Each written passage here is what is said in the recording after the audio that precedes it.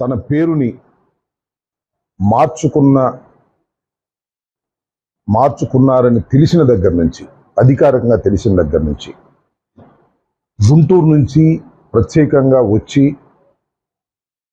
వారిని అభినందించాలనే ఉద్దేశంతో చాలా రోజుల నుంచి ప్రయత్నం చేస్తున్నాను. కానీ ఈ రోజుకి కుదిరింది. ఎందుకు ఆయన్ని అభినందించాలని అనుకుంటున్నానంటే, నాకు చాలా కాలం నుంచి వారు పరిచయస్తులు. ముఖ్యంగా నేను న్యాయవాద వృత్తి చేస్తున్నప్పుడు, శాసనసభ్యుడిగా కాకముందు, దట్టు వంగవీటి మోహన్ రంగా గారి హత్యకు ముందు ఒక చరితాత్మకమైనటువంటి మీటింగ్ విజయవాడ నడిబొడ్డులో కాపునాడు పేరుతో జరిగినప్పుడు ముద్రగడ పద్మనాభం గారు తెలుగుదేశంలో ఉన్నారు. తెలుగుదేశానికి రాజీనామా చేసి ఆ రోజు కాపునాడు మీటింగ్ వచ్చి ఆ రోజు ప్రధానమైనటువంటి వక్తగా, ముఖ్య అతిథిగా పాల్గొని కాపునాడుకు వన్నె తెచ్చారు. ఆ రోజున వంగవీటి మోహన్ రంగారావు గారు జైల్లో ఉన్నారు. ఆ రోజు తృణప్రాయంగా తన పదవిని వదిలి కాపునాడుకు హాజరైన దగ్గర నుంచి వారంటే నాకు ప్రత్యేకమైనటువంటి అభిమానం.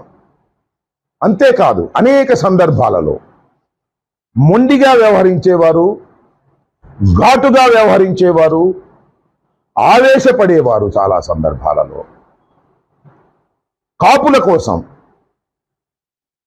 కాపుల్లో నిరుపేదల యొక్క యువకుల్ని ముందుకు తీసుకువెళ్ళాలని ప్రస్తుత ముఖ్యమంత్రి నారా చంద్రబాబు నాయుడు గారు కాపులు రిజర్వేషన్ చేస్తాను అని అధికారంలోకి వచ్చిన తర్వాత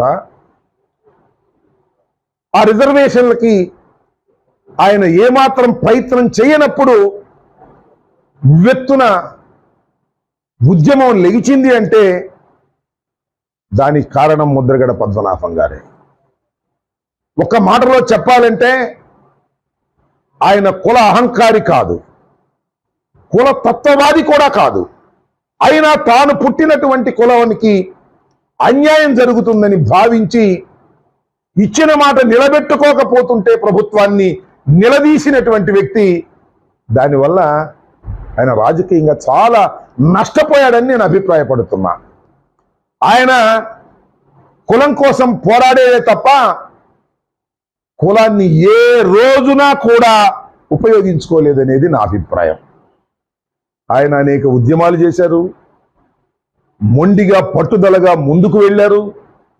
అనేక మంది కోట్ల రూపాయలు పెట్టి కొనాలన్నా కూడా కొనలేనటువంటి వ్యక్తిత్వాన్ని సంతరించుకున్నారు, ఆవేశపడ్డారు, ఆలోచన చేశారు.